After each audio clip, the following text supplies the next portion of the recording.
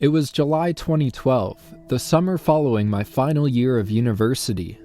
My chronic pain was in its infancy stages, always present, but it didn't control me. My friend and I were on week 7 of 10 on our grad trip in Thailand. It had been an adventure thus far.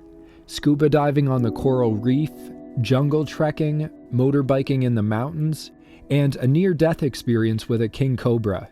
Wait, what? That's a story for another time. We were seeking a peaceful escape from the tourist hotspots. With the help of Google, we hatched a plan. A 10-day meditation retreat at a Buddhist monastery in the jungle. This was perfect, culturally authentic, and an avenue for self-discovery. I didn't know it back then, but this place would impact me in a way that I never expected it to. I'm Jason Herderick, and this is Discomfort Zone.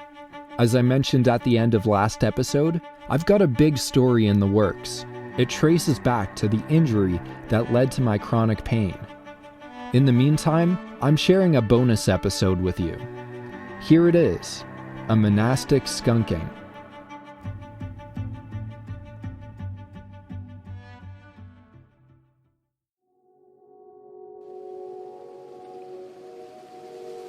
Steep mountains blanketed by a deep green forest tower over the monastery grounds.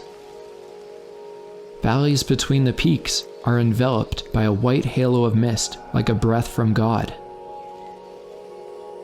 The intermingling aroma of roses and sweet lychees laces the air. I ease through the grassy meadow towards the pond. Get out of here! Buddha. Buddha. When I arrive, the hungry fish race through a maze of purple lotuses and lily pads towards me. I shower them with their favorite treat, freshly fallen ripe mangoes diced on one of the kitchen's bamboo platters.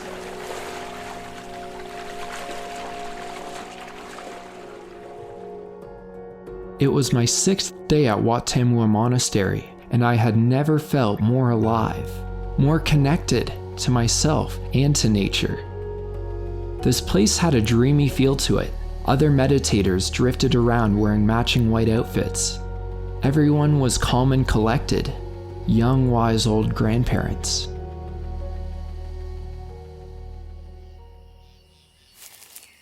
As I walked back to the kitchen, I saw an unfamiliar face, a new visitor that somehow didn't fit. He was hunched over on a bench rolling a cigarette. Military buzz cut, skull and crossbones tattoo, bruises lining his lower lip. He looked like someone you'd find in a rundown kickboxing gym. I was open to meeting anyone. I walked up and introduced myself. I asked the typical questions. Where are you from? How did you find the place? How long are you staying? He just gave one-word replies. The bell rang for evening meditation. He appeared to scowl at me for interrupting his smoke break and stormed off. As I sat in meditation, I was seething with anger. What is his problem? I was just trying to be friendly. If he hadn't lost his temper at me, I'd be in bliss right now.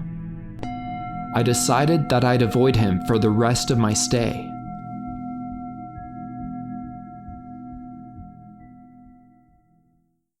But the next day, he joined our table at lunch. His name was Rob. When I asked about his education, he laughed and said he had purchased a fake teaching certificate in Bangkok. He had been living in the city of Chiang Mai teaching English to children for the past 2 years. When his contract ended, he was hired by the local mafia to smuggle drugs in from Myanmar. His nights were spent bouncing around nightclubs, shooting up heroin, and sleeping with prostitutes. He had an arrogant tone to his voice. He sounded proud of his reckless lifestyle. The entire time he was talking, I had this nagging question in my head. What the hell was he doing here? I didn't build up the courage to ask, and soon the bell rang for afternoon meditation. I was left wondering, Maybe he's trying to turn over a new leaf? Maybe he's here to pick up women? Or maybe he's taking advantage of the free room and board.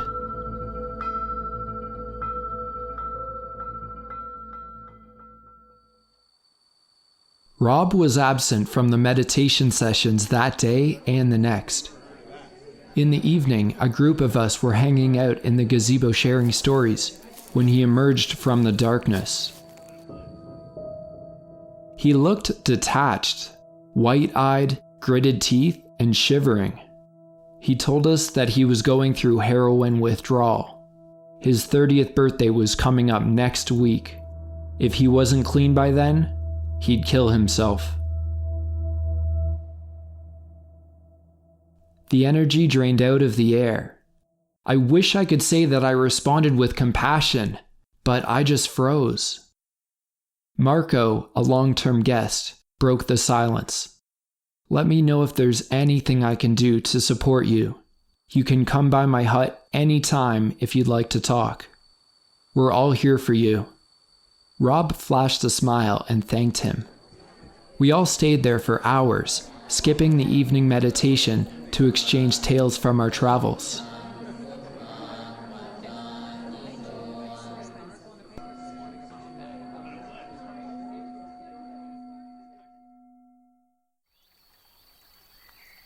The next day, I was getting ready for afternoon meditation when Rob dropped by my room looking for food.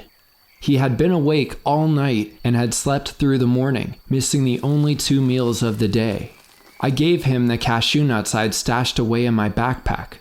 As he was walking out the door, he spotted the cribbage board next to my sleeping bag and asked if I was up for a game.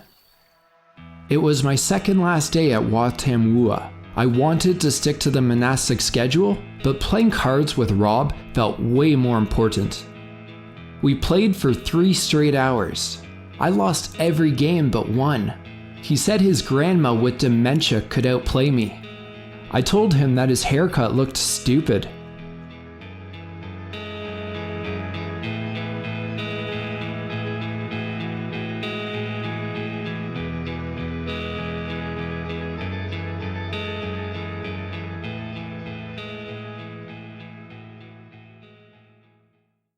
He told me that his dad passed away when he was young, and that his skull and crossbones tattoo was a tribute to him. He had ignored his sister and mom's emails because he was ashamed of the man that he had become. He dreamt of returning home to New York, attending teachers college, and putting purpose back into his life. As the afternoon carried on, this bad boy figure I had constructed in my mind faded away. Rob was a sensitive guy trying to get rid of his self-destructive habits.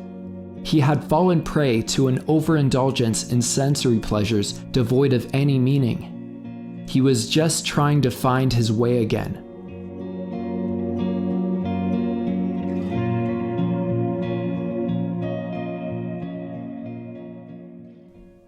I had traveled to Wat Tam Wua seeking a unique cultural experience and personal insight through meditation. The monks and meditators embodied the stillness of the surroundings. It was the ideal environment for self-exploration. But my most meaningful insight didn't arise during meditation. It arose while I was playing cards with Rob. I had barely known Rob, and yet he had shared his most private and haunting thoughts with me. We had sat through his discomfort together and bonded over it. I used to avoid this type of conversation. I used to think that vulnerability was a sign of weakness. Rob helped me see that it is through exposing our weaknesses that we find strength. Rob's teaching certificate was not valid, but the lessons I learned from him were. After leaving Thailand, I was faced with my own existential crisis. Over the next 5 years, my chronic pain grew from moderate to severe to excruciating. My personal and career aspirations were shattered. I had no quality of life. I was overwhelmed with grief and depression. I realized that I needed to share my suffering with others, just as Rob had done. Fortunately, my family and friends received me with open arms. It has been a very bumpy ride, but with the help of my support circle and doctors, I've been healing, physically and spiritually. I'm enduring the bad days while planning for the better days that lie ahead. I'm letting go of grief for my former self by practicing gratitude for the life I'm living. I'm shifting my focus from what I can't do to what I can and will do. Sometimes we learn about life in ways that we never expected to. Suffering is always more bearable when we're not alone. But I'm letting go, I'm letting go. It's a history that never really grows. I'm letting Discomfort Zone is a production of me, Jason Herderick. I'd be very grateful if you could leave me a review on Apple Podcasts or talk about the show on Facebook, Instagram, Twitter, or your blog. My handle on social is DZone Podcast. My audience is growing, but it's still relatively small, and word of mouth is truly the best way for other people to find the show. Editing help provided by Mel McPhail and Igor Rakic. Audio engineering by Justin Meriden. The one drawback to podcasts is that I can't capture the visual beauty of a place.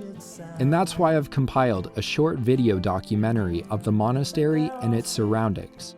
You can find a link in the description below. I've also shared photos on my Instagram and Facebook page, so make sure you follow me there. I'd love to hear stories about how chronic illness has impacted you. You can send me an email at feedback@discomfort.fm. I'll be back soon. Have a great week. I'm letting go. It's a history that never really grows. I'm letting go.